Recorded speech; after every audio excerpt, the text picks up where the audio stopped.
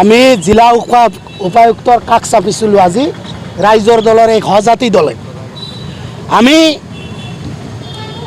তথ্য সহকাৰে উপায়ুক্তক ডাঙৰীয়াক কৈছোঁ যে দক্ষিণ হালমাৰা চাৰ্কেলৰ অন্তৰ্গত আজি ৩,৯৭৫ বিঘা মাটি চৰকাৰে একোৱাৰ কৰিছে। চৰকাৰে কিয় একোৱাৰ কৰে? জনকল্যাণৰ কাৰণে, নহ'লে ষ্টেটৰ ইণ্টাৰেষ্টৰ কাৰণে, নহ'লে চেণ্ট্ৰেলৰ ইণ্টাৰেষ্টৰ কাৰণে। কিন্তু আমি দেখা মতে দক্ষিণ শালমাৰা চাৰ্কেলৰ অন্তৰ্গত কোনো ডাঙৰ অনুষ্ঠান বা প্ৰতিষ্ঠান হোৱা নাই। এতিয়া কথাটো হ'ল চৰকাৰে যে এই ৩,৯৭৫ বিঘা প্ৰায় ৪,০০০ মাটি একোৱাৰ কৰিছে, এই মাটিখিনি গ'ল ক'ত?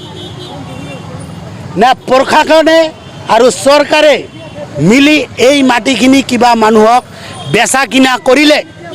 কাৰণ এই মাটিখিনি একোৱাৰ কৰা হৈছিল বাউচকাটা ৱাকফ এষ্টেটৰ পৰা। বাউচকাটা ৱাকফ এষ্টেটৰ অন্তৰ্গত ৪,৯১৬ বিঘা মাটি আছিল। আজিলৈকে বাউচকাটাৰ 916 বিঘা মাটি ক'ত আছে, কি আছে, এই তথ্য চাৰ্কেল অফিচত নাই।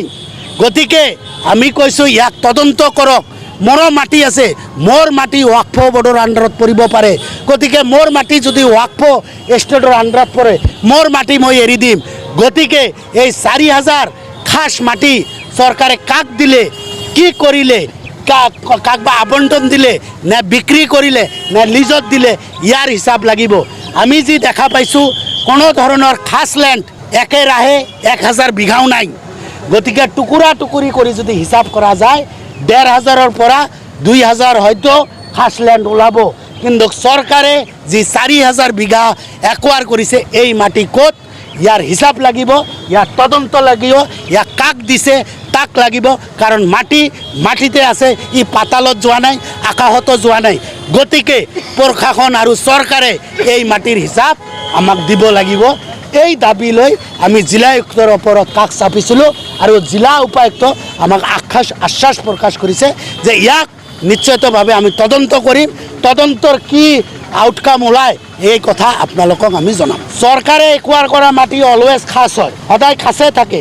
এতিয়া কোনোবাই দখল কৰি আছে, কোনো দুষ্ট চক্ৰ নে কোনো দুষ্ট চক্ৰ ইয়াক পাট্টা কৰিলে, সেই কথা তদন্ত বিচাৰি আমি উপায়ুক্তৰ কাষ চাপিছোঁ। অভিনয় কৰাৰ হেঁপাহ আপুনিও পঢ়ি ৰাখিছে নেকি?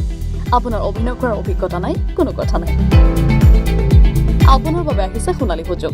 ২৯ ছেপ্টেম্বৰত দিনৰ ৯ বজাৰ পৰা নিশা ৮ বজালৈ বলিউড তথা হলিউডৰ চিনেমাৰ বাবে অডিশ্যন হ'বলৈ গৈ আছে গুৱাহাটীৰ কাহিলীপাৰাস্থিত জ্যোতি চিত্ৰবনত। ৫ বছৰ বয়সৰ পৰা ১৭ বছৰ ব্যক্তিয়ে কৰিব পাৰিব অংশগ্ৰহণ। পঞ্জীয়ন হ'ব বিনামূলীয়া। নিৰ্দিষ্ট ৱেবছাইটত কৰিব পাৰিব আবেদন।